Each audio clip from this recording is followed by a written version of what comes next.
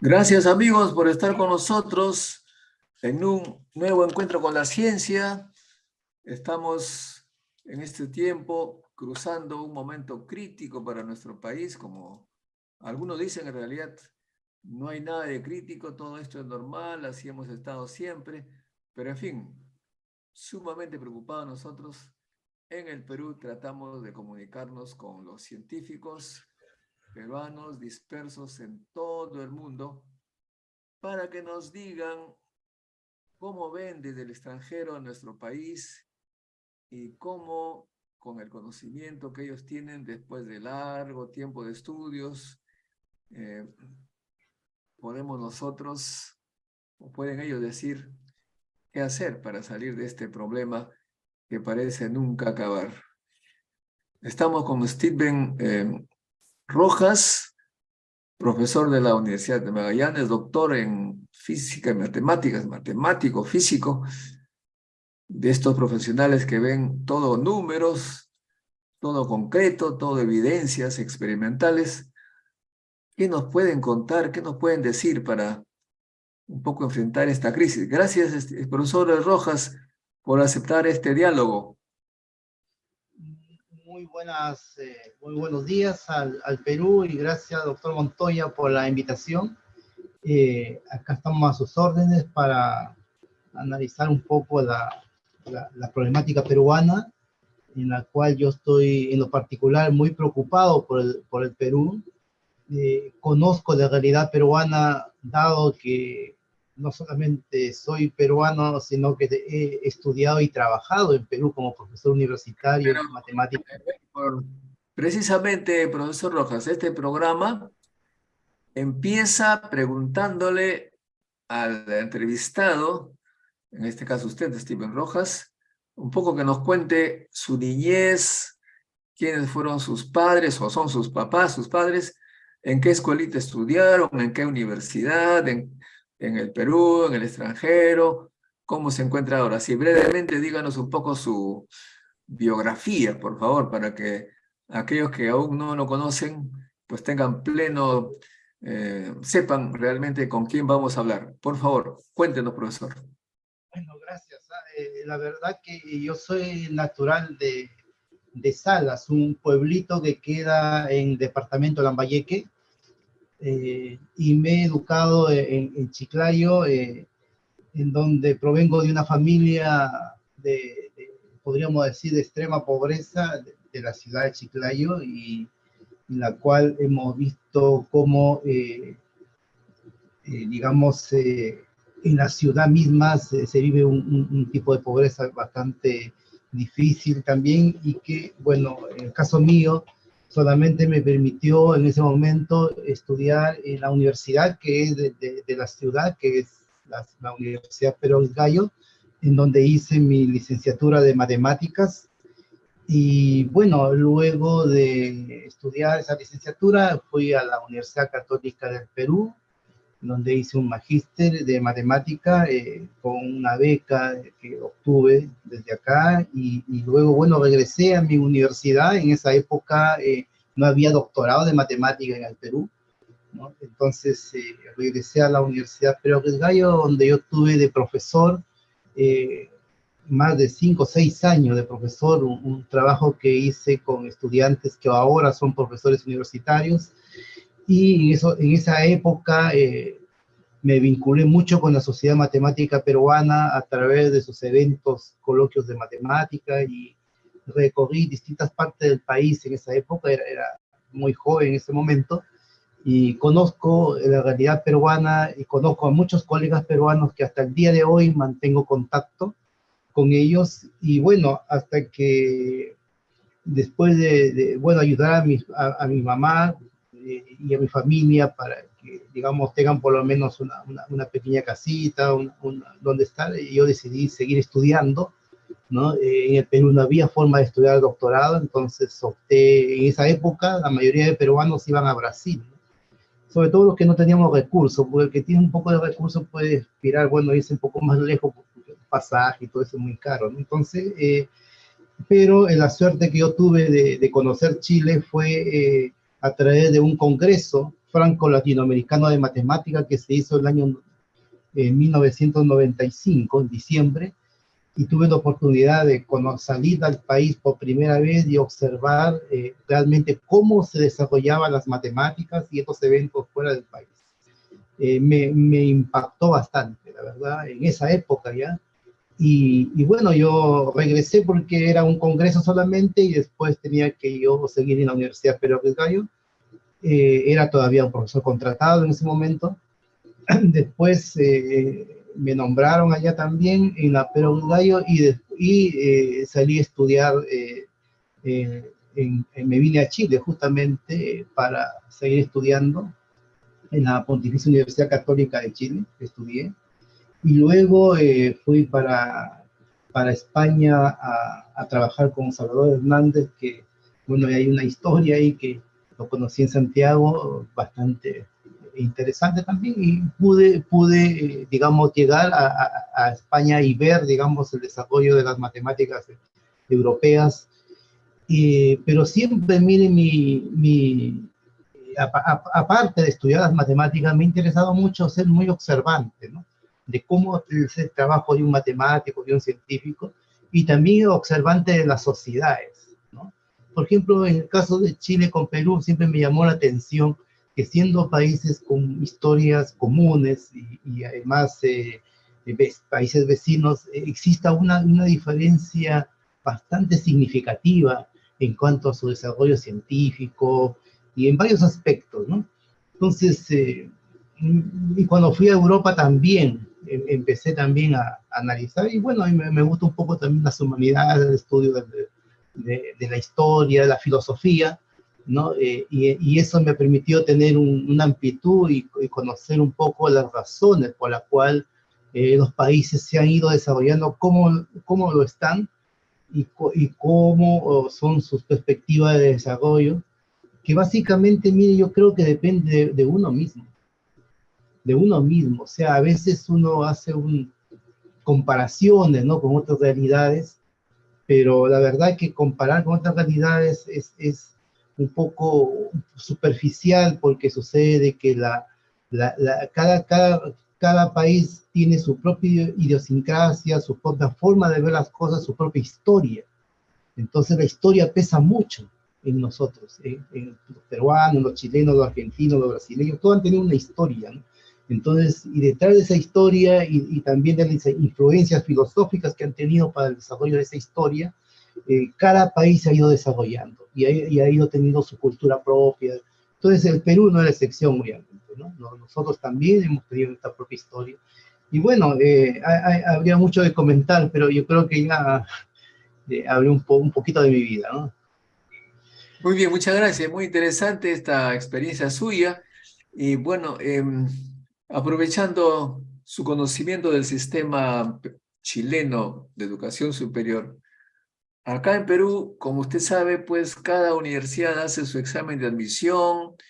Las universidades privadas tienen su propio, estatales cada una, y algunas que tienen, son más universidades de negocios, toman exámenes muy fáciles, pero cobran bastante. O sea que se ingresa grosso modo por el dinero, ¿no?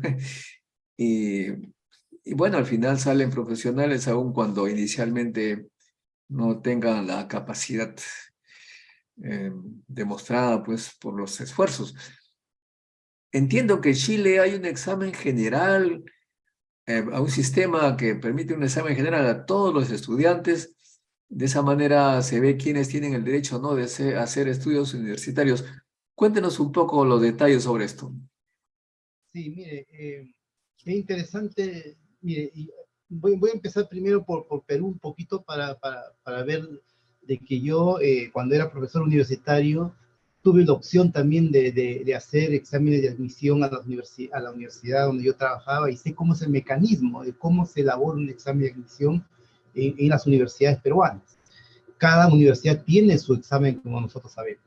En el caso chileno, es un sistema completamente diferente porque, imagínense, uno para elaborar un examen de admisión en una universidad peruana, lo convocan un día y al siguiente día ya puede tener el examen el alumno ya para resolver y uno está incomunicado. En Chile, para hacer ese examen único, demoran 2 o 3 meses porque no lo hacen los profesores universitarios así como lo hacen en Perú, sino hay un equipo de personas que son especialistas no solamente en el área específica del conocimiento, sino también de la parte pedagógica, didáctica, psicológica, de tal manera de que las preguntas y todo sean de una forma que no haya sesgo de distinto tipo, ¿no? De tal manera de que sea un poco uniforme y eso quiere un estudio y hay procesos y demora bastante. O sea, es una cosa bastante estudiada ya. De tal manera que uno observa un examen único de ingreso en donde los niveles de dificultad, miren, la verdad, son mucho menores que los de Perú y de muchos países. Bastante sencillo, pero están estudiados de tal manera que el chico pueda, digamos, responder sin ningún sesgo de que si vino de una escuela pública o de una escuela de dinero, ¿no? O sea, es una cosa bastante distinta, ¿no? Entiendo, Ahora, yo tengo entendido que lo que se busca en el muchacho, el joven, es capacidad de pensar, de aprender, más que de conocer un montón de cosas. Es decir, esa es una cosa muy importante que sepamos porque muchas veces hay exámenes que inciden sobre lo que uno ha aprendido y lo que ha aprendido es bien diverso, pues depende de dónde ha estudiado, ¿no? Pero si nos concentramos un poco en la capacidad de razonar, de pensar, el espíritu crítico, y si este nivel de aprender es rápido, interesante, tienen asegurada pues unos estudios universitarios adecuados, puesto que están capacitados para aprender lo nuevo. Entiendo que es algo de eso, ¿no? así es, por supuesto. Es la filosofía de estos exámenes, no tanto en el conocimiento en sí, ni tampoco de utilizar problemas tipos como hacen en el Perú, digamos, de adiestrar al alumno de diferentes tipos de problemas y de tal manera que el alumno... Eso te favorece a las academias de preparación, ¿no? Esos que los entrenan a ser como máquinas. Así es. En cambio acá no es así, es bastante, mucho más, como usted dice, al razonamiento, a la deducción, con poco conocimiento. Entonces, el alumno fácilmente puede pasar del colegio a la universidad, ¿no? Sin mayor preparación preuniversitaria. Pero fíjense cómo es la situación. Siempre y cuando, digamos, tenga las neuronas demostradas en ese examen. Claro, así es, así es. Así es, sí, eso, y como le digo, es un estudio, se encargan empresas para hacer también esto, no es así que uno lo hace en 24 horas, en una semana, no, tiene sus procesos y sus tiempos, ¿no? Y es largo y se debate con distintos especialistas, cada pregunta pasa por procesos de validación, o sea, es muy diferente a cómo nosotros lo manejamos en el Perú, donde cada universidad tiene su propio examen y se hace pues de manera rápida y bueno, no sé, pues esta forma de ver las cosas aquí en Chile también tiene sus razones históricas y todo, ¿no?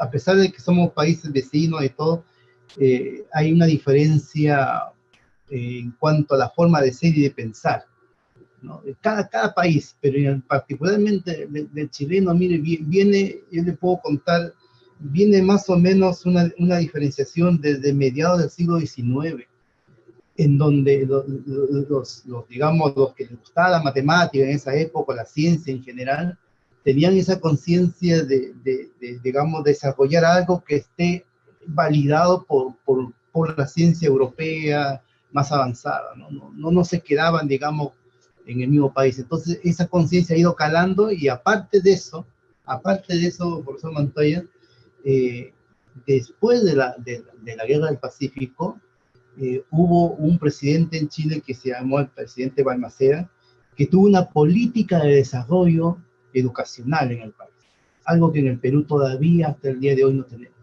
Y esa política para desarrollar la educación, ¿en qué consistió en ese momento? En que no se tenía tampoco ni los maestros, ni la buena formación y todo. Consistió justamente como Estado traer a maestros, a matemáticos, a científicos europeos, alemanes, franceses, de la escuela de Hilbert, por ejemplo, llegaron a Chile para poder desarrollar en el país una escuela y traducir los libros alemanes y empezar ya a mirar, digamos, la ciencia al nivel europeo. Entonces, eso de ahí en nuestro país todavía no ha pasado. No ha pasado, entonces, por Bueno, diferentes motivos. algo de eso pasó en la Universidad de Ingeniería cuando estudié. Nuestros profesores efectivamente eran franceses, alemanes, austriacos, argentinos había, Sí, pero eso se ha perdido, ya no es así, pues. pero ¿sabe la diferencia, profesor Montoya? Es de que a veces, o sea, llegan extranjeros, han llegado al Perú, obviamente, en matemática también, pero por iniciativa personal. Muchas veces corrido de las guerras mundiales, de las crisis en sus países, llegaban a hacer escuela, pero de iniciativa personal, de tal manera que una vez que esa persona ya no esté en este mundo, entonces toda su escuela queda en nada, porque no ha habido una política así de Estado que permita un desarrollo Está de la bien, ciencia. hay otro No, tema también, hay otro tema también importante. Si un niño, un joven chileno, aprueba el examen y no tiene plata para estudiar, hay posibilidades para que haga estudios universitarios. sí, mire, hasta hace poco acá en Chile toda la educación era pagada, todo. O sea, a universidades públicas solamente es por nombre, pero es totalmente pagada desde que vino el gobierno de Pinochet. Hizo un cambio de tal manera que todo el mundo tiene que pagar. Ahora, las personas que no tienen los recursos, entonces el Estado brinda una serie de facilidades que en esas épocas era darles becas a los estudiantes o establecer como garante para que pueda el alumno sacar becas a través de financiadas, a través de un banco. Posibilidades hay, ¿no? Ya en el último tiempo, con las políticas que tuvo a partir de la señora Bachelet, hay gratuidad para un sector de la población que está dentro de los más pobres del país, ¿no? Entonces, para ellos hay gratuidad en este momento, hay gratuidad para también los que estudian pedagogía, primero tiene que ser un puntaje mínimo para poder ingresar ahí y hay gratuidad para ellos y las personas de bajos recursos. El resto igual tiene que pagar a través de subsidios, de becas, y entonces el estudiante muchas veces pasaba de que terminaba una carrera endeudado a nivel de comprarse una casa, así. Por eso es que se acuerdan las protestas, es cara la educación chilena, es cara porque, bueno, comparado con el nivel de vida que hay en Latinoamérica, es muy cara. Entonces, el chico se endeudaba y hubo protestas, ¿no? De tal manera de ir cambiando el sistema. Y lo que se ha conseguido es esto, a tener una pequeña gratuidad en un sector de los que son más vulnerables, pero el resto que de la clase media, que sigue pagando y sigue digamos, endeudándose para pagar su educación, ¿no? Es un sistema así acá. Sí. Muy bien, profesor. Ok, entonces ya hemos establecido la diferencia en la política educativa entre Perú y Chile. Obviamente en Perú estamos no muy bien, pues que digamos, hay prácticamente los que tienen plata pueden estudiar donde crean conveniente, universidades caras, hay de todo tipo de precio. Los exámenes son dados básicamente para atraer el dinero, salvo, por supuesto, las universidades estatales, que son gratuitas, pero también las universidades estatales, al tomar examen de ingreso cada uno a su manera, se presta para el negocio de las academias de preparación, por lo tanto los chicos tienen que tener plata. Cada universidad incluso tiene su propio centro de preparación y hay incluso tres entradas. En la uni hay una entrada por la pre-uni, o sea, de la propia universidad tiene su academia, saca dinero de allí. Otros ingresan porque se preparan en otras academias, llevan un examen general. En fin, este es un problema, pues, que solamente pueden estudiar los que tienen plata. Esto es real en Perú. En Chile es algo diferente. Ok, ahí nos quedamos, profesor. Vamos ahora a tratar el tema, el drama que está viviendo el Perú. ¿Cómo se ve desde Chile este drama que todo el mundo conoce, por favor?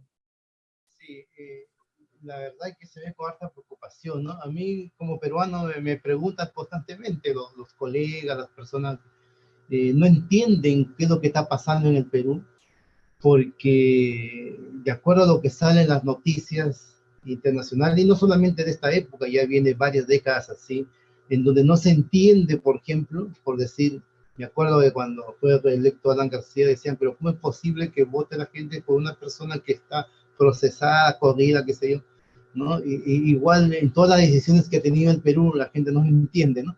Pero, es porque cada uno, como decía hace un instante, cada país tiene su propia idiosincrasia, su propia historia, entonces la gente no lo conoce, ¿no? Lo único que ve son las noticias y también los comentarios de analistas políticos internacionales que también muchas veces, como no conocen la realidad peruana, entonces tienen una interpretación a su manera y eso es lo que la gente recolecta, que no entiende por qué el país está en una situación así, por qué se eligen personas que no son, digamos están muchas veces procesadas y todo, y son autoridades y siguen recurrentemente, ¿no? En la misma situación. Entonces eso es porque no se conoce nuestra idiosincrasia, nuestra historia, y entonces se trata de explicar un poco, ¿no? A las personas, entender que el Perú también tiene cosas muy valiosas, aparte de ser esto negativo de la política, pero tiene cosas muy valiosas que lo hacen ser un país fuerte en el sentido de nunca, yo creo, el Perú va a caer en una extrema pobreza, una crisis donde la gente no tenga que comer, no, porque el peruano es muy trabajador. El peruano es una persona que trabaja mucho y se esfuerza, entonces eso le da un cierto, digamos, peso, pero no lo hace avanzar más, ¿no? Se estanca y lleva años, décadas estancada. Entonces, eh, no lo entienden porque cada país tiene su forma su idiosincrasia, su forma de pensar, o sea, y que eso se trata también la democracia, como es representativa, entonces nuestros parlamentarios y todas las autoridades es fiel reflejo de nuestra población, por eso, o sea, si uno lo ve cuando va al Perú, ve las personas, su vecino y todo, es parecido a los parlamentarios, parecido a nuestras autoridades, porque son peruanos y porque la democracia es representativa, no pueden ser de otra forma, no pueden ser como un chileno, como un argentino, no pueden ser, son peruanos. Entonces, ¿qué es lo que estamos nosotros como peruanos haciendo mal? No nos miramos a nosotros mismos, nunca nos miramos a nosotros mismos. Y a mi juicio, profesor Montoya, hay dos elementos para mí que son indispensables y que lamentablemente nosotros nos falta bastante, que es lo siguiente. Son dos cosas, mire.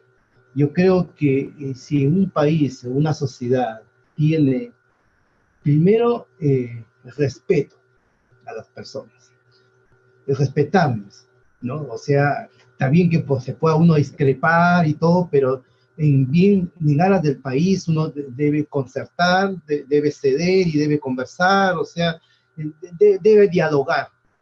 Nosotros en el Perú somos muy reactivos, nos enojamos rápidamente, confrontamos, insultamos, hacemos, no observas nuestro parlamento como él. Entonces, y ve en general, la población es así, es muy reaccionaria, confrontacional, no tenemos una cultura del diálogo. Ese es uno de los factores. Y el segundo factor es la honradez, la honestidad. Fíjese, yo le cuento acá, mire, la corrupción hay en todas partes del mundo, o sea, eso, pero ¿qué es lo que sucede, por ejemplo, acá? Acá cuando alguien, un político, alguna persona, lo pillan con algo de corrupción, con alguna cosa negativa, esa misma persona, profesor Montoya, desaparece de la política. Su mismo partido político lo expulsa, no quiere, le da la espalda inmediatamente, al siguiente día lo desaparece esa persona. Aunque sea una persona muy importante, que tenga opciones para ser presidente, una persona influyente, él mismo tiene vergüenza y desaparece, se va. Usted va al lado peruano, va a encontrar gente que aunque lo estén pillando con las cosas, es capaz de salir a la televisión y hablar que es inocente, que va a luchar contra la corrupción, o sea, no somos honestos. O sea, son dos elementos, ¿no? Y usted que está en Europa, usted ha visto, o sea, hay elementos de honestidad, hay elementos de ser personas de respeto hacia el otro, hay por allá. Nosotros no tenemos eso. Entonces, mientras nuestra sociedad no se eduque, no se cambie en ese sentido, entonces... Bueno, mira, precisamente interesante lo que dices, porque hace un par de días invité a un peruano a almorzar en un restaurante y de repente este compatriota hace así con las manos. ¡Oso! Entonces yo le digo, espérate un rato, ¿qué estás haciendo? Eso no se hace, ¿cómo es el mozo? Me dice, no, pero él es un señor, un caballero, como con nosotros, y le hago recordar que en Europa, por ejemplo, uno con todo respeto le dice, señor, ¿podría usted por favor traernos tal o cual cosa? Por favor, siempre. Pero aquí dice, mozo! No, ¿cómo es en Chile, por favor? Cuéntanos. Sí, sí, justamente esto yo siempre lo converso y veo de que acá hay esa consideración, hay un respeto a la persona. Incluso, mire, usted puede estar a las 2, 3 de la mañana sin nada de personas, pero si hay una luz roja, el auto para, aunque no haya nadie, una cosa sorprendente, ¿no? O sea que nadie lo está viendo, pero hay esa conciencia. Si por alguna razón usted está en algún lugar y lo gozan, choca por acá y le pide disculpe, perdón, así. Entonces, cuando uno cruza hacia el Perú, o sea, lo golpean a uno, todo no le importa nada, la gente sigue. Y claro, esos actos de discriminación que cuenta se ve siempre. Yo lo he visto yo también, o sea, con gente que, ¿no? Entonces, eso es falta de cultura, profesor. Falta de Igualmente, cultura. por ejemplo, igualmente aquí a las empleadas del hogar, igual las gritan, las tratan mal y he visto en otros países que siempre que le piden a la señora o señor que trabaje en el hogar, por favor, ¿me podría traer tal cosa? ¿Nos podría ayudar con esto? Siempre tratan a la que es un empleado eh, con un respeto tal que parece que le estuvieran pidiendo favor. Y acá esto al contrario, se les ordena, se les grita, en fin, es una cosa muy diferente, es cultural, creo, ¿no? Así es, somos muy autoritarios, muy autoritarios. Por eso las autoridades que usted ve son también iguales, las decisiones que toman a veces, ¿no? Entonces, somos reflejos de nuestras autoridades de lo que somos nosotros. Entonces, eso hay que reconocerlo. Para poder buscar soluciones y progresar, tenemos que primero reconocerlas, buscar nuestras debilidades y cambiar. Eso nos falta, no nos miramos hacia nosotros. Nosotros miramos al frente, al político, al corrupto, dice, ¿no? Pero si usted mira a esa persona que está hablando de corrupción, mire, y si lo conoce personalmente, se va a dar cuenta que él también es otro corrupto, se vende por cosas chicas, o sea, Sí, yo he visto, yo he visto es general que, pensar de que, por ejemplo, un conductor de un automóvil para que no le pongan multa, le paga propina al policía y eso aparentemente es normal aquí. Así es, así es. ¿Se dan cuenta? O sea, eso es una cosa terrible, que tenemos que partir de ahí, de la cuestión ética, moral, eh, para poder pensar en mejorar, en ser un país mejor, entonces, tener mejores autoridades. Entonces uno tiene que, digamos, a la población educarla, hacer una pedagogía política, educacional, no sé, y, ¿no? Estos programas ayudan bastante, o sea, todos tenemos el deber de contribuir al país de esa manera. Ojalá, pues mi esperanza siempre ha sido la juventud, profesor Montoya. Ojalá la juventud sea diferente. Ahora con las comunicaciones donde está todo más cercano, ojalá, ¿no? Y ya se ve en el Perú ciertos movimientos de, digamos, de igualdad, de equidad, de género, esas cosas que ya A se han propósito de ello, profesor, una pregunta. Se dice que en el Perú hay mucho racismo e incluso racismo de una persona contra otra, siendo ambos étnicamente, digamos, genéticamente, con el mismo componente, digamos, o sea, dos personas que evidentemente tienen raíces, ancestros originarios, como le llaman, los dos tienen, pero uno es racista contra el otro, ¿no? Pero justamente los científicos biólogos dicen que el Perú prácticamente el 100% tienen algún ancestro indígena, salvo aquellos cuyos padres hayan venido recién. ¿Usted ha observado racismo en Perú del que estoy mencionando y en Chile? ¿Cuál es la diferencia de ese trato de racismo?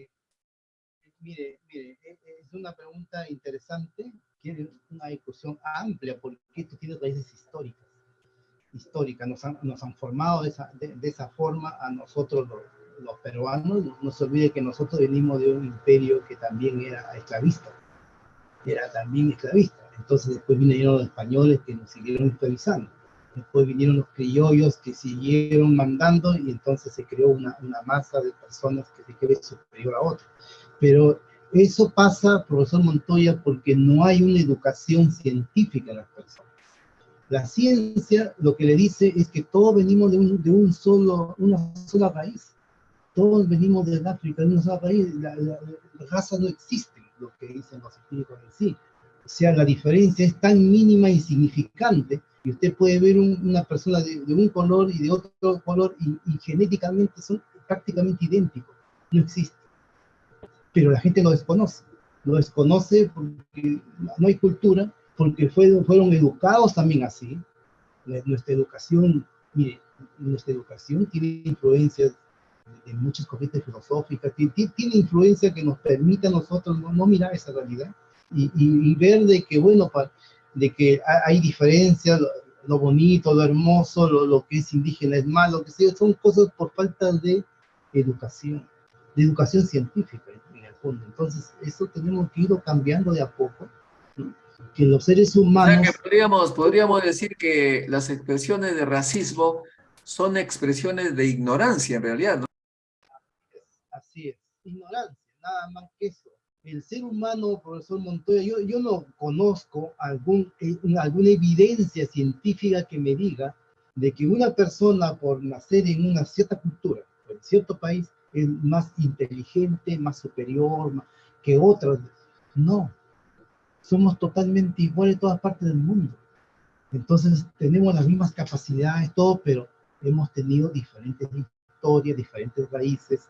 Entonces nuestra mentalidad ha sido formada por nuestro el país donde nacemos, nuestros padres, que sí. Entonces ya adquirimos esos defectos, pero con educación podemos ir cambiando, ¿no? Podemos ir cambiando. Entonces, y la ciencia es fundamental para eso. La ciencia, usted sabe, es universal. Entonces, el científico, prácticamente científico, todos los científicos pensamos prácticamente igual. ¿Por qué? Porque estamos formados dentro de un constructo que es, digamos, validado universalmente a través de cientos de años de historia. Y si la gente no se educa de esa manera, entonces vamos a caer en prejuicios, en ideologías, en cosas que En lugar de unirnos como seres humanos, más bien nos vamos a dividir, nos vamos a hacer clasistas, racistas, nacionalistas y todas esas cosas que al final no nos ayudan a progresar, para nada. Entonces aquí en Chile no pasa eso porque aquí, o sea, a ver, hay también la secuela digamos, del Imperio Español acá.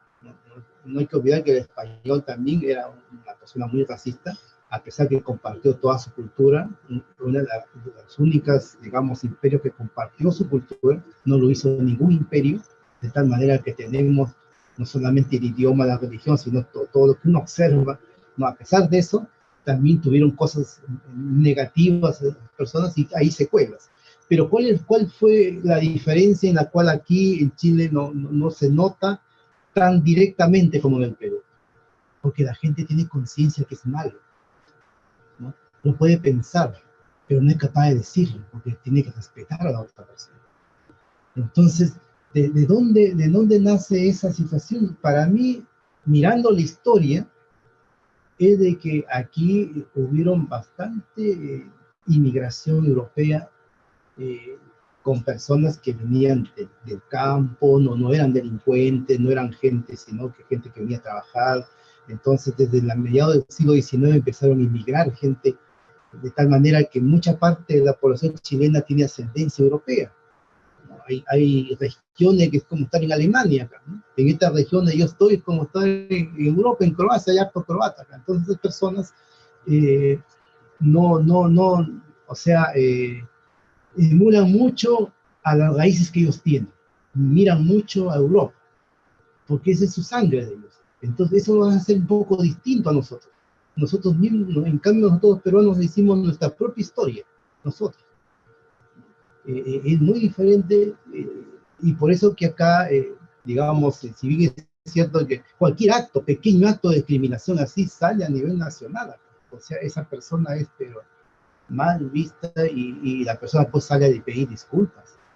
Fíjense Bien, la entonces, diferencia. un Sí, poquito tratando de comprender lo que usted dice, esa mezcla de culturas, ¿no? Obviamente la cultura es lo que adquiere una población, pero por supuesto hay excepciones, ¿no es cierto? Por ejemplo, yo me acuerdo de una anécdota increíble, increíble con la mentalidad peruana. Estaba en Ámsterdam, en el aeropuerto, con un sobre ahí, Manila, que llevaba como, bueno, ya hay plata, ¿no? En dólares. Y como soy descuidado, compré un libro y dejé el sobre Manila en en, digamos, ¿cómo se llama? En la librería. Avancé, qué sé yo, 100 metros y de repente me doy cuenta, ¿y dónde está mi sobre? Regresé inmediatamente a la librería y la chica que atendía la librería me dice, ah, un sobre, sí, está ya, se ha entregado a la policía, ¿no?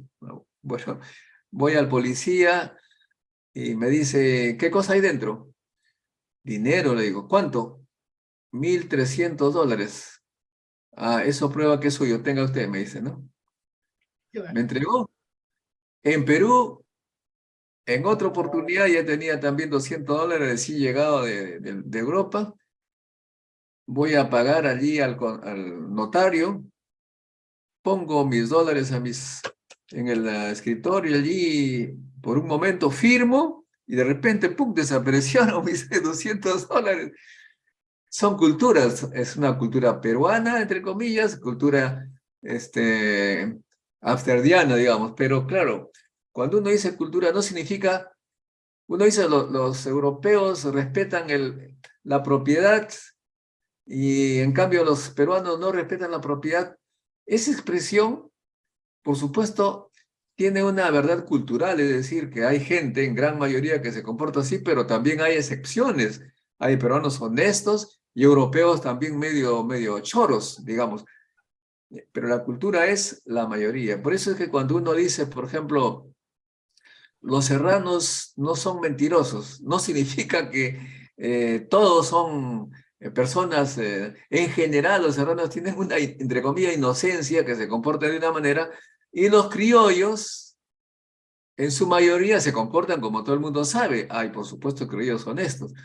En este caso se puede decir entonces que la cultura chilena y la cultura peruana, mejor dicho, la chilena es una mezcla de estas gentes que vienen de Ámsterdam, de Francia, y también de la cultura española. Hay una mezcla, por supuesto, y por lo tanto hay, pues, supongo, chilenos en su mayoría con determinado comportamiento sano, y por supuesto hay también medios choros, porque también debo decir que cuando llegué a Chile, en Santiago de Chile, encontraba a chilenos que estaban estafando a los turistas haciendo algo así como sorteos, y lo veía que siempre los engañaban, ¿no? Cuéntenos un poco de eso. Claro, claro. Sí, profesor, sí, la verdad es que uno sabe que en temas digamos, sociológicos no se puede inferir en general.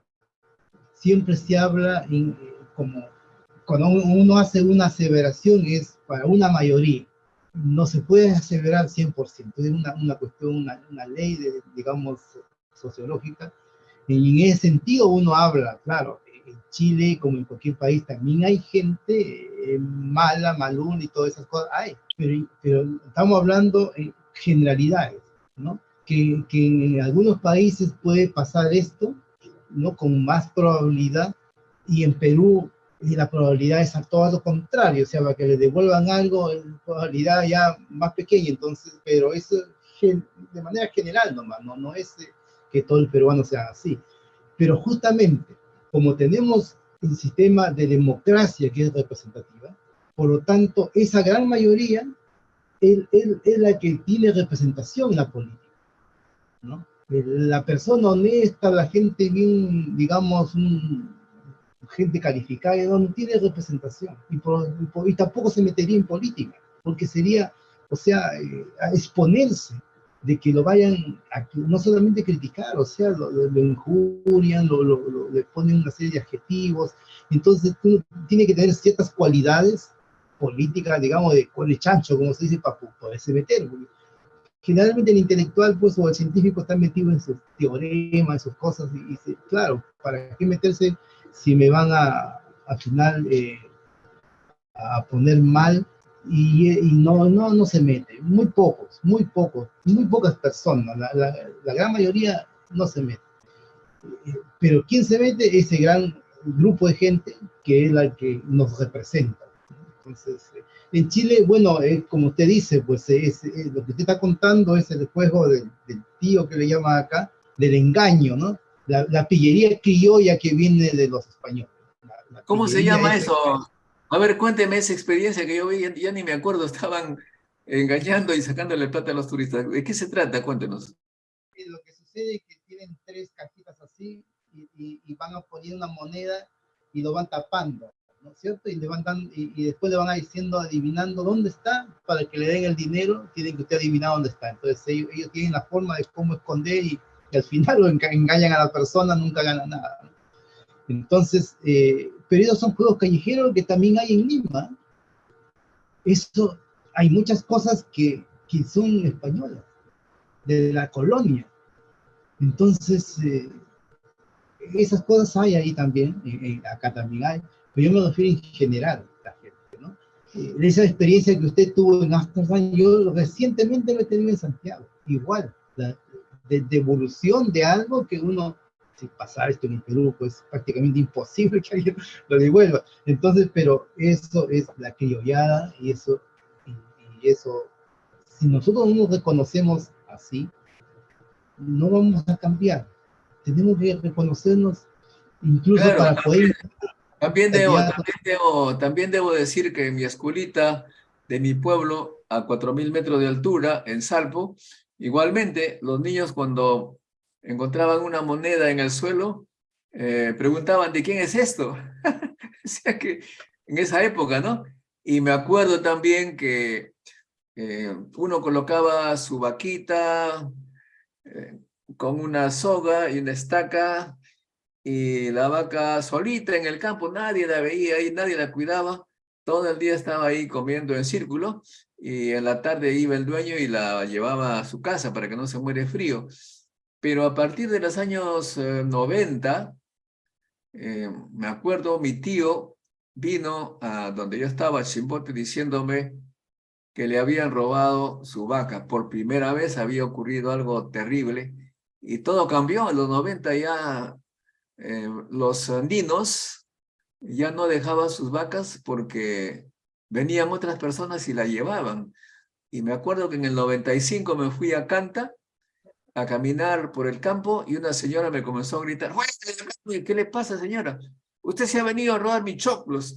Parecía que los turistas que subían a ver ahí a Canta, pues comenzaron a sustraer la propiedad de los campesinos y todos pagamos, pues a todos nos miran así, caray. Esa es una realidad que está cambiando, estimado profesor, a partir de los 90, ¿no? Sí, pues sí. Son cosas complejas que pasan en el país, pues la verdad es que yo lo miro con harta preocupación, bastante preocupación, ¿no?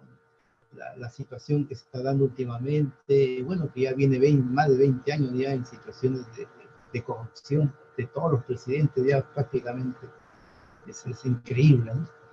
Pero yo como siempre digo, ninguna autoridad, ningún parlamentario se autoelige, lo elige la gente, estamos en una democracia.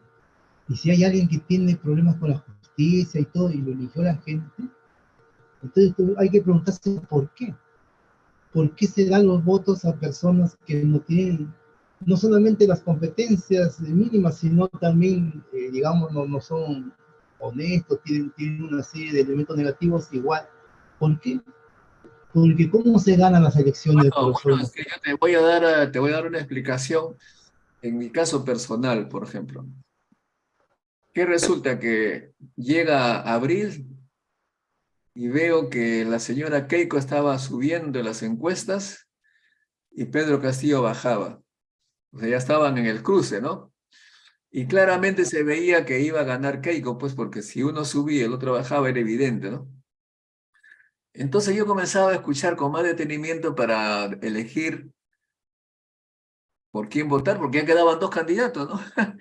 Entonces escuché a Keiko en la prisión de Santa Mónica, me parece que, no sé qué hacía ahí, creo que ella salía o algo, no me acuerdo bien, pero dijo: Castillo les va a quitar su kiosco, va a estatizar su kiosco, su tienda.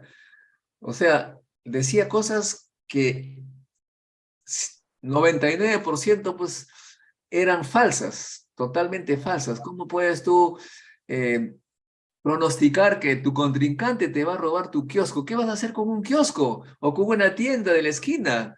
Una cosa impensable, ¿no? Y nunca habló, nunca dijo una palabra, nunca pronunció la palabra ciencia, salvo una vez cuando dijo: no politicemos la ciencia, porque precisamente Pedro Castillo hablaba de ciencia, del Ministerio de Ciencia y Tecnología, que dicho sea de paso, Chile ya tiene uno.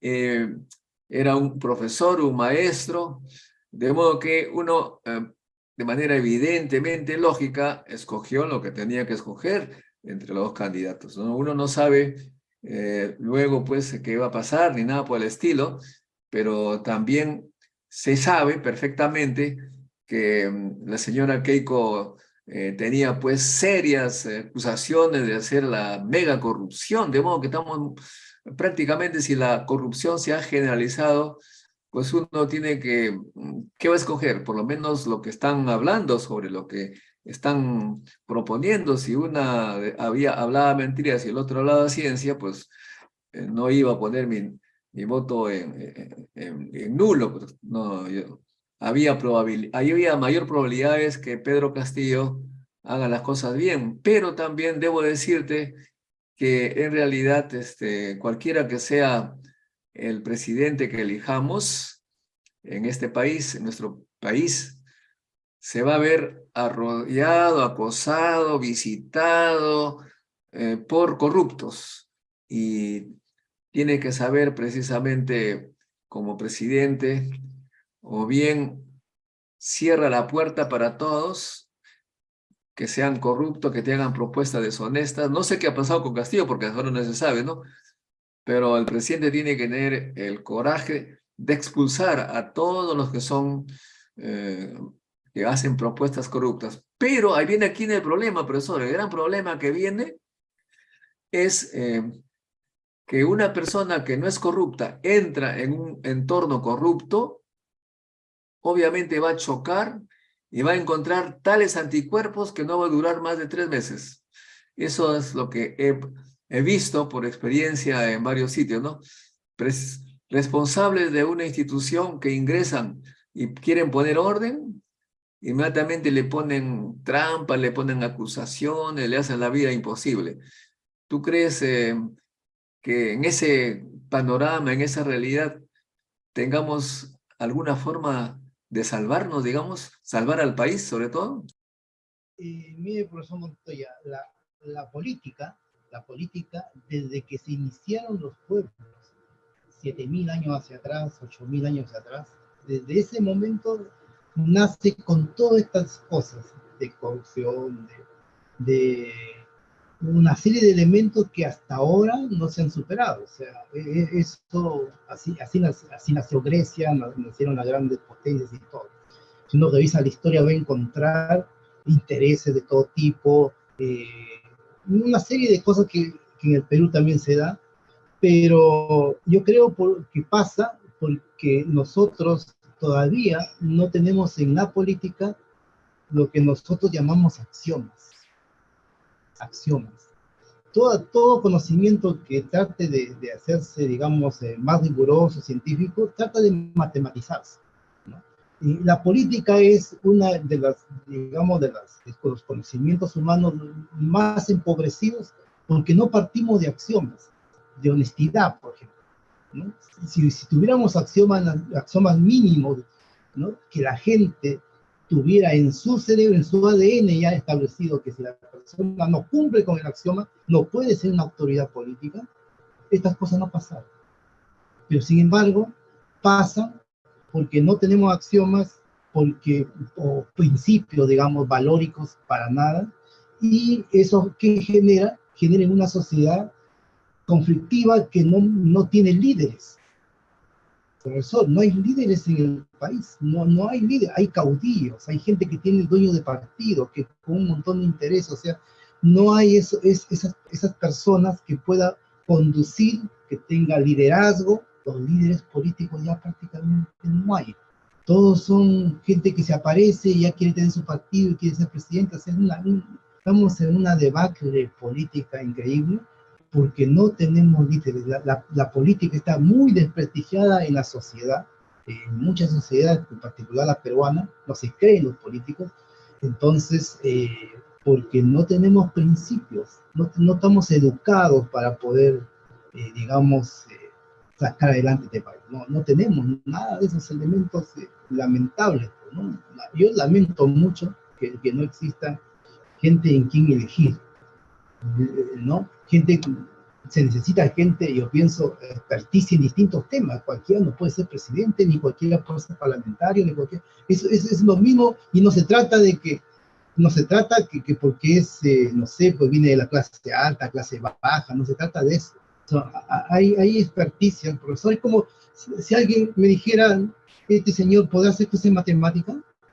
No tiene nada que ver que sea del campo, sea de la ciudad, o sea rico, sea pobre, sino su experticia no lo da, porque tiene otra educación, tiene experticia para otras cosas. El ser humano tiene diversidad de experticias. Para ser presidente, para ser parlamentario, tiene que tener una experticia mínima de conocimiento y de cualidades políticas, o sea, una serie de elementos de liderazgo sobre todo, credibilidad en las personas, conducir, tratar de que su pensamiento llegue e influya en la población. No pasa eso, porque cada líder que sale empieza con actos de corrupción, una serie de cosas que después lo expanden en las redes sociales, y esas personas ya pierden todo crédito y bueno, uno le escucha hablar. Mire, ¿qué le puedo decir? Pues yo he visto, y usted también habrá visto, políticos que son capaces, profesor Montoya, de irse al nacimiento milagro, levantar, decir Dios, ¿no? Y podrán ser buenos padres, buenas personas y todo, pero son corruptos. ¿Eso cómo se llama? Se llama sociopatía. Son actos sociópatas los políticos. Entonces, en una sociedad así, ¿cómo podemos pensar que va a mejorar, no?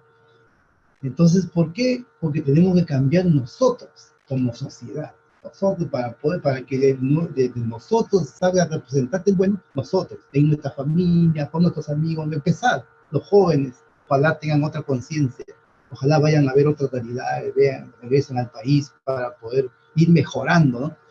Pero así como estamos, que no nos reconocemos, peleamos, somos confrontacionales, ¿no? Gente incluso con preparación académica también es confrontacional, intolerante. O sea, tenemos una serie de cosas eh, que sería un poquito largo explicar. Hay razones históricas, sociológicas, psicológicas, para generar una sociedad así. Ahora, Entonces, el otro tema, profesor Rojas, es el siguiente, ¿no? Una persona honesta que proponga organizar un partido, muy bien, puede existir, pero inmediatamente se acercan militantes porque ven allí la posibilidad de tomar el poder y tener un empleo más que servir al país. Y eso aparentemente es con todos los partidos. No sé si usted habrá tenido ocasión de escuchar el video que le grabaron, una grabación de la señora presidenta, expresidenta del Congreso, Lady Camones, del partido Alianza para el Progreso. En esa grabación, que reconoce ella que es real, dice: es un gran problema porque la gente que nosotros hemos designado para trabajar en el Congreso, gente que hemos tenido que designar porque nos apoyó, son amigos, no trabajan. E incluso los congresistas de nuestro partido prefieren ir, no quieren dejar su fin de semana, quieren eso. O sea, en otras palabras, reconoció que los partidos siempre hacen eso, ¿no? De designar en cargo de responsabilidad a gente de su entorno y que no necesariamente son los más eficientes y como dijo Camón, no trabajan y quieren irse de vacaciones a cada rato. Así como uno podría entonces tener esperanzas en un partido, tendría que más bien, no sé, ¿cuál es la salida matemática, profesor? mire, lo que pasa es que, claro, la democracia se basa en los partidos políticos, son necesarios. Pero ¿qué es lo que sucede, no? Un partido político, para que tenga peso, influencia y sea un partido realmente de verdad, digamos, que pueda hacer bien a un país, requiere trayectoria, una ideología primero, un pensamiento de desarrollo que no lo veo en ningún partido que esté en este momento. O sea, todos tienen un caudillo ahí, ¿no? Y tiene que No, tener está bien, pero puede haber una ideología, eso está muy bien, está correcto, pero claro, claro, claro. la gente que se acerca no necesariamente lo hace por ideología, sino porque quieren la posibilidad de un empleo. No, sí, profesora, a eso yo iba. Y por eso yo iba a la segunda parte de lo que iba a decir. ¿Por qué tiene que ser una agrupación que tenga una cierta cantidad de años en el trabajo político? Porque usted necesita de a poco ir trabajando, ir conociendo a las personas que puedan ser idóneas para el desarrollo del país. No puede usted formar un partido de un momento a otro, ¿no? Porque de principio, miren lo que le pasó al presidente Castillo, 80 ministros. Toda la gente, como usted dice, la gente que no tiene ni siquiera, y se acerca por interés, gente, no conocía gente. Entonces, ¿qué No, cuando una persona... pero tenemos el otro caso, que no es nada, digamos, excelente, el partido aprista que tiene una larga historia, pues hemos visto lo que ha hecho, o sea que no garantiza tener una larga historia, que esto funcione bien. justamente, y tenía, mire, larga historia y tenía ideología. ¿Qué pasó ahí? Se pasó de que los líderes apristas del inicio se dejaron convencer de un joven que le dio lo mismo la ideología y todo. Se lo puso al bolsillo a todos los apristas. Prácticamente ese partido era partido Alan García, ¿no? El partido aprista tenía otros principios latinoamericanos y todo, o sea, eso murió. No nació un solo líder que era Alan García y ahí terminó todo, no hay más líderes que seguir, y ese partido terminó. ¿Te das cuenta? O sea, no, queda la marca. Entonces, pero no queda ni la ideología, ni los líderes antiguos que lucharon por una justicia social, eso terminó. Entonces, no tenemos nada. Tenemos gente que apenas aparece ya, ¿no? Ya quiere formar su partido, ya quiere ser presidente, ¿no? Y como usted dice, se acercan gente que no, que digamos no son honestas y nada, y eso no se forma así, pues. Perú le falta mucha digamos, consistencia política, no tiene, falta mucho, trabajar mucho eso, ¿no? No tenemos, todo el tiempo vamos a estar igual, o sea, aquí, y la gente lo sigue votando, o sea, una persona que diga, imagínese usted, profesor, que diga, aquí van a tener plata como cancha para todos ustedes, y lo eligen. O sea, eso, él no se autoelige, la gente va y vota, ¿por qué? Porque viene con que viene con promesas, ¿no? Se aprovecha la ignorancia de la gente, como la señora Keiko diciendo que va a venir el comunismo, va a venir, le van a quitar sus cosas, se aprovecha de una serie de engaños, el político es mentiroso. Y mientras tengamos ese tipo de personas en la palestra política, el país va a estar igual, estancado. No digo peor, porque el Perú es trabajador, pero estancado. No va O a sea, progresar más. si sigo su pensamiento, profesor Rojas, me gustó ese tema de los axiomas, los principios, ¿no? Sí, Estos son mis principios, tac, tac, tac, tac. ¿Quiénes creen en ellos y son honestos? Bueno, eso todo el mundo va a decir que es honesto, pero aquellos que se salen de estos principios, por favor, chao. ¿No? Eso tendría que, y tendría que además ser personas que, como usted dice, hayan tenido historia en el sentido que hayan mostrado voluntad y esfuerzo por el bien común. Eso me hace recordar, profesor Rojas, a un paisano mío que me dice, Modesto, ayúdame porque quiero ser alcalde del pueblo. Digo, bueno, le digo, pero ¿cómo te voy a ayudar? Depende de qué cosas has hecho por el pueblo, para a ver si tienes base, ¿no? Entonces él me hizo una cosa que me hizo reír, me dijo, no, yo no he hecho nada por el pueblo porque no he tenido mi oportunidad es ser alcalde para hacer algo por el pueblo. O sea, sin haber demostrado ningún esfuerzo civil, voluntario, de repente gastado su plata para hacer alguna obra, no, ellos quieren la oportunidad porque ahí recién van a hacer algo por el pueblo. Eso que, de eso es lo que usted dice, pues gente que dice, yo quiero ser presidente, ¿no? Cuentan que Alejandro Toledo un día en un restaurante de Puente Piedra con sus paisanos se levantó un poco con su cerveza y dijo, quiero ser presidente, carajo. Y ahí empezó el asunto. claro. Somos caudillistas, profesor. Y eso tiene nuestra historia.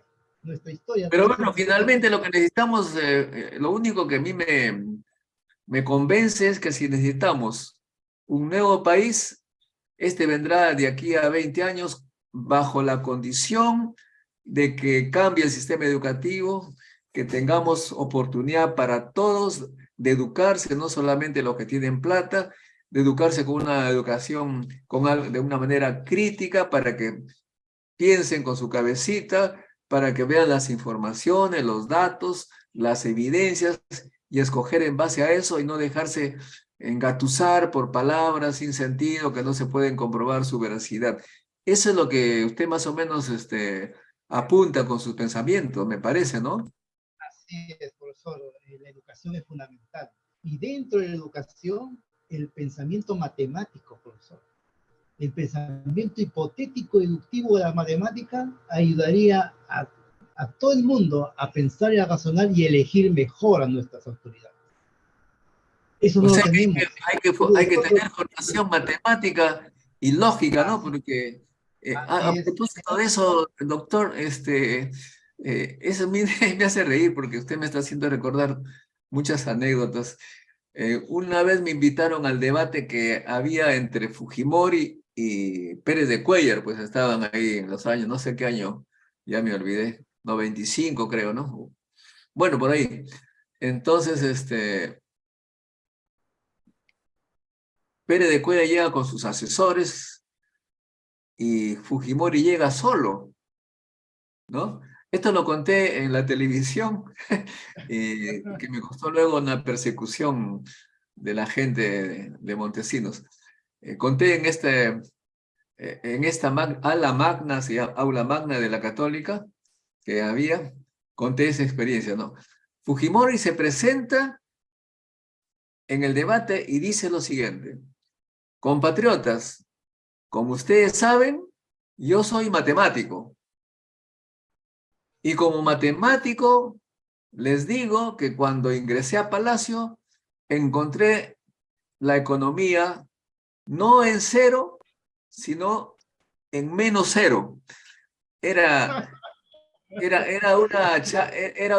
la magna dirigido para matemáticos, profesores de matemáticas, y como usted se rieron pues a carcajadas, ¿no? Porque estaba demostrando que no era matemático con esa afirmación falsa. Y además que era mentiroso porque decía que era matemático sin serlo, y eso salió a la televisión y pues después me comenzaron a perseguir. Pero por otro lado, ayer escuché a la expresidenta del Congreso, Mari Carmen Alba, que dijo en la televisión, y está grabado, por supuesto, dijo: lo peor es no perder las esperanzas. Dijo, lo peor es no perder las esperanzas. O sea que lo mejor sería perder las esperanzas. O sea, no dominan ni las matemáticas ni la lógica. Eso significa, profesor, que los profesores de matemáticas del Perú están haciendo pésimo su trabajo porque no sale gente sin lógica, sin matemáticas. Tendríamos que... Por eso me dicen que en Francia hay un gran déficit de profesores de matemáticas porque estos son contratados por las grandes empresas para ayudarles a pensar. Sí, no solamente en el Perú, profesor, hay una crisis de enseñanza de las matemáticas a nivel mundial. Crisis. Eso es una historia larga que para contar de cómo nosotros estamos enseñando las matemáticas a los jóvenes pensando en que todo el mundo va a ser un pequeño matemático. Entonces, estamos en crisis y el Perú no es la excepción, obviamente. Pues, ¿no? Las matemáticas, en lugar de ser un elemento importante para educar a las personas, se ha convertido pues, en un elemento que la gente lo aborrece, no le gusta, no le encuentran sentido muchas veces lo que se estudia y bueno, pues, porque simplemente no se transpone el conocimiento matemático para educar a las personas en ética, en moral, en valores, para entender el mundo que los rodea, tener pensamiento crítico, científico, nada de eso. Entonces, por eso que estamos en una crisis, ¿no? Y por eso que votamos como votamos en muchas sociedades, ¿no? Solamente por mi interés. Mi interés, yo quiero ser autoridad, entonces ya le digo a mis amigos que le voy a dar trabajo, a mi familia también, que sí, entonces bajo esas condiciones la gente vota, lamentablemente. El peruano es muy interesado y utilitarista, quiere inmediato y quiere tener beneficio. Entonces, eso hay que quitarlo de la cabeza a las personas. Eso no puede suceder. Si queremos al Perú, al país, no tenemos que pensar en interés personal, sino nacional. Y eso con razonamiento matemático. Eso falta pensamiento científico. Pero por otro lado, profesor Rojas, ya para ir terminando, por supuesto, eso está correcto. Pero por otro lado, estos grandes partidos súper corruptos que han generado corrupción por miles de millones de dólares, ¿no? Por primera vez, atacan a Pedro Castillo de una manera agresiva, insultante, etcétera, etcétera. Cuando Pedro Castillo, si es que ha cometido lo que todo el mundo dice y parece haber pruebas, pero que no se condena todavía en la justicia, habría cometido pues de corrupción por algunos millones de dólares, pero aquellos que han cometido por miles de millones lo atacan como eso, es decir, como si es decir, como si un león estuviera acusando a un pequeño insecto que se está tragando a otro. Una cosa increíble, pues obviamente hay que luchar contra la corrupción de todo lado, pero aquellos que son miembros de estos grandes partidos tampoco exageren con sus, porque hay corruptos enormes, grandes. Yo me acuerdo, por ejemplo, del señor Schutz, que recibía paquetes de dólares en Montesinos allí, ¿no? Hay un video que lo ve ahí recibiendo. Entonces este señor se fue a Suiza, está gozando el mundo europeo a sus anchas. Suiza no lo quiere enviar a Perú porque dicen que es suizo, pero se escandalizan porque México recibe a una señora, realmente no sé qué cosa habrá hecho la señora Lidia, pero hay una especie de, ¿cómo se llama?, de doble rasero, ¿no? Los grandes corruptos atacan a los pequeños, como le dicen a Castillo, es una pirañita al lado de un grande tiburón, y los tiburones acusan a las pirañas, ¿no? ¿Cómo analiza usted eso o estoy equivocado? Sí, yo tengo una pequeña discrepancia con usted, ¿sabe por qué? Y lo voy a fundamentar, ¿no? Aunque una persona se robe un lápiz, ¿ya? Ya es corrupción. No, no, Compararlo por la cantidad de eso ya, estamos totalmente de acuerdo. Yo hago lo sí, mismo, pero lo que me llama la atención que estos grandes tiburones, yo no les doy, digamos, la autoridad moral para estar hablando. Nosotros, usted y yo y la gente pobre, tiene toda la autoridad moral para decir eso. El que claro, se claro. roba un sol es corrupto, tan corrupto como que el que roba millones. Pero ustedes que han robado millones, por favor, mejor se quedan callados, déjenos a nosotros a juzgar.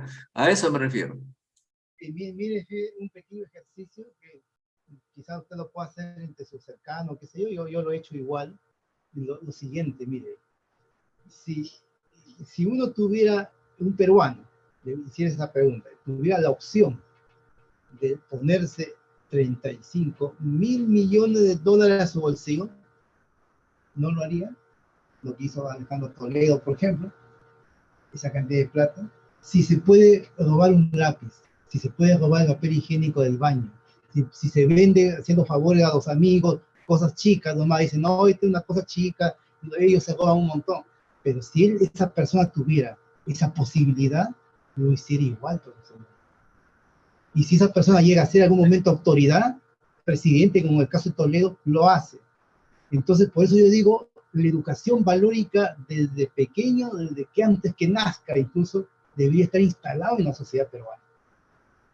Debería Totalmente de estar acuerdo. Ahí estamos totalmente de acuerdo. No, en eso no hay ninguna diferencia, pero yo insisto de que estos grandes tiburones, por favor, hay que hacer que estos grandes tiburones pues paguen su culpa, como todos, ¿no? Porque el problema es que ellos no pagan su culpa, estimado profesor Rojas. Hay un señor de Graña y Montero, que debería normalmente estar en cárcel, está en su casita, tranquilito, porque pertenece pues al grupo de poder, ¿no?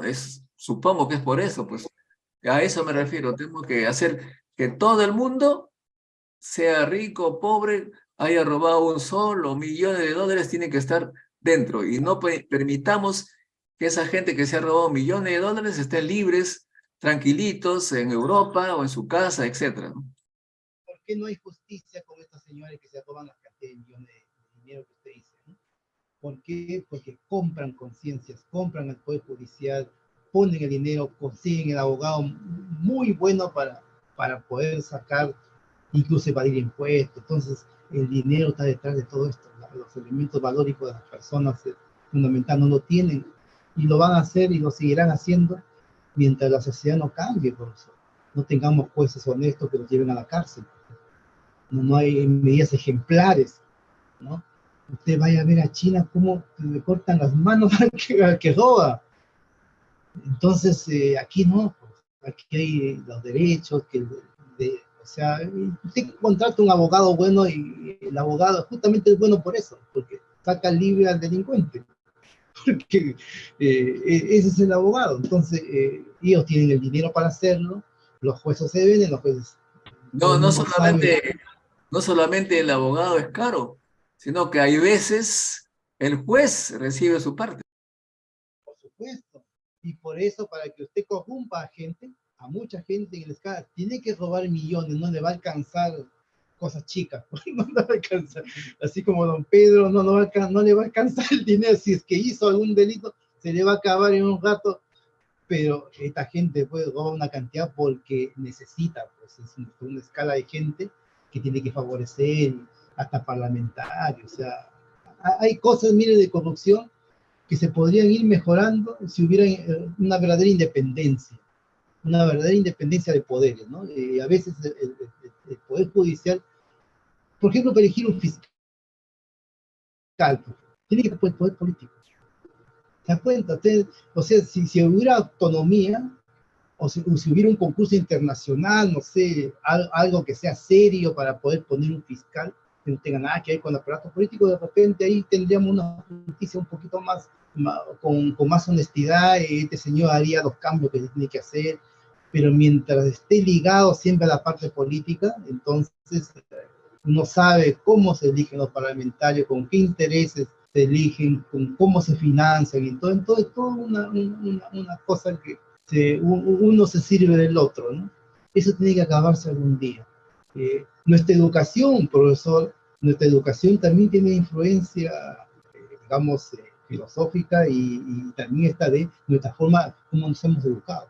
Es por eso que yo pienso que si queremos una educación realmente que cambie a la población, necesitamos también que salga del aparato político. O sea, la educación tiene que ser independiente, netamente académica para poder desarrollar una nueva persona. Pero mientras esté el aparataje político que ponga autoridades, ministros, todo lo que tiene que ver, cambie las currículas para orientarlo de acuerdo a la ideología del partido, que sé yo, y eso de ahí no nos va a ayudar a nosotros mirar nuestra realidad y ser mejores personas. Siempre vamos a tener una educación sesgada, influenciada y engañada en muchos aspectos, ¿sabe? Porque no hacemos una educación académica. Eso es la realidad peruana, porque tenemos nuestra forma de ser. Quizá en otra realidad no funciona, no debería funcionar. Pero Estados Unidos, usted ha visto cómo tienen aparte su centro de investigación, digamos, su fundación para la investigación independiente, porque están pensando en una investigación, una ciencia a largo plazo, independiente del aparato político. Entonces nosotros esa misma situación podríamos también desarrollarla en el Perú, pero necesitamos parlamentarios, cambiar las leyes, parlamentarios con una cultura científica, que la verdad que no lo tienen, y es por eso que no piensan en ciencia, porque usted mira los currículos de los parlamentarios europeos, la misma Angela Merkel, es química, hay gente con formación científica, por lo tanto, su pensamiento y las cosas que hacen, la ciencia está dentro de su bagaje. El parlamentario peruano no tiene. Entonces, ¿cómo le podemos exigir al parlamentario peruano? No tiene ni idea. No tiene ni idea ni siquiera cómo mejorar las universidades peruanas. Profesor Montoya, que es una historia ahí terrible. Yo creo de que para cambiar el país, lo primero es la universidad, donde debería estar la gente más intelectual. La universidad está llena de corrupción. Una serie de elementos que hace que en lugar que atraigan a los talentos, a los jóvenes, los corren. Eso está pasando por décadas. Por décadas. Ahí habría mucho de contar. O sea, ahí lo que yo he visto en la Universidad Peruana y lo que usted también ha visto en otras universidades, somos las personas. Nosotros somos los culpables de todo lo que nos pasa. Nosotros los académicos, nosotros los profesores, los rectores, los decanos, nosotros manejamos las políticas. Nosotros somos, no echemos la culpa. Cambiemos, ¿no? Ojalá los jóvenes sean mejores que nosotros, tengan otro pensamiento. No estemos como estamos ahora, porque ahora, pues, ¿cómo se ingresa a la docencia universitaria? En las universidades más prestigiosas que hay, en todo, una cultura de que usted tiene que entrar como contratado, ¿no? Y esperar su cola por tiempo de servicio. Yo no sé si habrá algún país que sea así. como en el Perú. Si usted viene con su doctorado, tiene que hacer la cola ahí, el más antiguo, el que se nombra primero. ¿Se da cuenta? Eso está en la mentalidad de toda la universidad peruana. Eso nos ha traído mediocridad en distintos aspectos del pensamiento. Gente que nunca debió ser profesor universitario, lo es. Y encima después llega a ser autoridad. Entonces, ¿cómo le puede pedir a esa persona una visión de desarrollo en la universidad, potenciar la ciencia? No, lo está mirando como empresa, lo está mirando como que hay que tener dinero, ¿no? ¿Cómo le saco acá el 10% a los posgrados para ponerme en los bolsillos? Cosas así. ¿Se da cuenta? O sea, esos elementos no pasan en otros países porque son otras personas, con otra mentalidad, otra formación. No, nosotros, lamentablemente, no tenemos a los mejores en las universidades. No lo tenemos. Y es difícil tenerlo porque ¿qué le ofrecemos a un chico talentoso que llegue? Fíjese, la matemática es de las ciencias más austeras que hay. Usted no necesita inversión de ningún tipo, salvo su sueldo razonable y un lugar físico para trabajar y nada más. No necesita laboratorio. ¿Por qué la India tiene potencia en matemática, profesor Montoya? La India es un país pobre. El África hace investigación en matemáticas de alto nivel. ¿Por qué? Porque es austera. Y nosotros en Latinoamérica, nada. Las matemáticas no lo quieren cosas que se utilice, que se aplique, que se está bien, perfecto. Pero, ¿dónde consigue los laboratorios que están afuera? Hay mucha gente trabajando allá. ¿Cómo no darle la oportunidad ahora que se puede hacer, que ellos mismos hagan clases desde afuera, se puede hacer clases para los peruanos? Pero diga eso, plantee esa universidad para que vean cómo todo el mundo, no, dice, este es mi curso, yo siempre lo he hecho, que no sé cuánto, y cómo este va a venir a ganar más que yo. Es una serie de argumentos que no tienen ningún sustento de desarrollo científico, académico, nada. Usted piensa en una inestabilidad. Fíjese, ese hecho de ser nombrado, ese hecho, fíjense, aquí en Chile no hay muy pocas personas nombradas así, que se llaman de planta. La gran mayoría son de contrato. ¿Y sabe por qué? Porque cada uno de nosotros pasamos en evaluación anual para continuar en el trabajo. En cambio, usted tiene un sistema donde usted le dicen, usted nombrado no lo va a sacar nadie, si quiere va a clase y si quiere no va a clase. Si es un administrativo se pierden hasta las cosas de la universidad y nadie responde. O sea, porque hay una seguridad. Miren cómo es el ser humano, ¿no? El ser humano, lamentable que pase eso, pero en cambio en otros lugares donde usted está sujeto a producción, ¿no? Porque tiene que firmar unos compromisos anuales donde usted se compromete a hacer esto, que usted está dentro del plan de desarrollo del departamento, entonces lo fiscalizan a final de año y si no, pues se va para su casa. Así de sencillo. Así las universidades acá funcionan. Las de mayor prestigio todavía son mucho más radicales.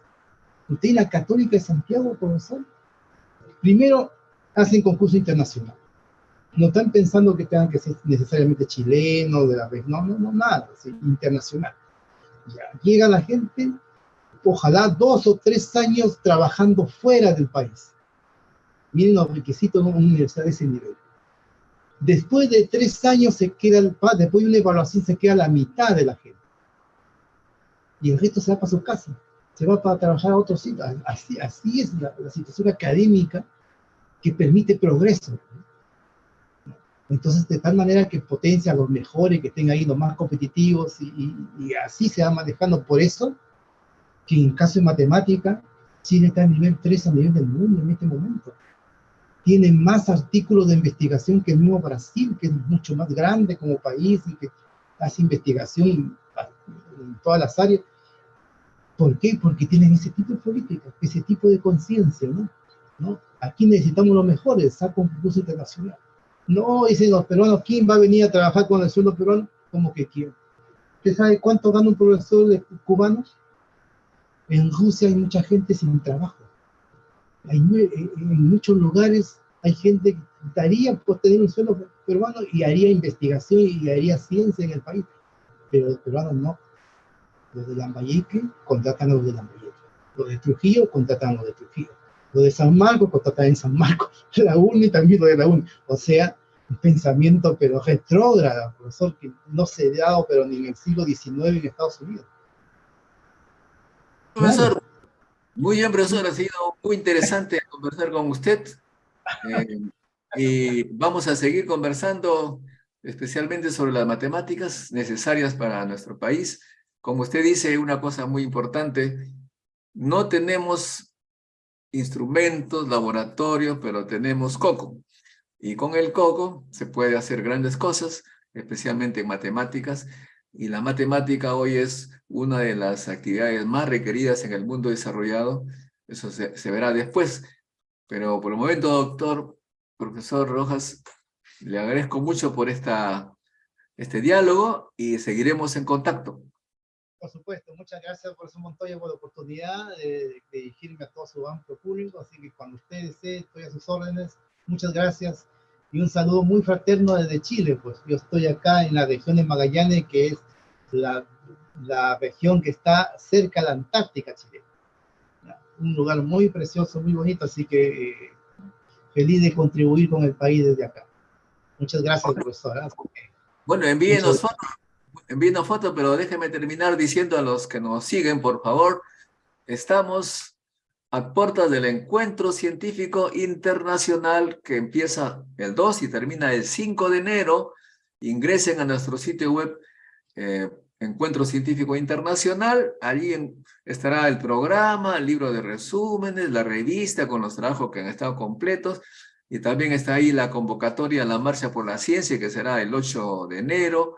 Y por supuesto, estamos siempre nosotros luchando por la ciencia, la tecnología y las matemáticas ahora, como siempre, para que un Perú sea mejor. Muchas gracias a todos. Gracias, profesor. Chao, chao. Nos vemos. Hasta luego. Y feliz Navidad, ¿eh? Feliz Navidad.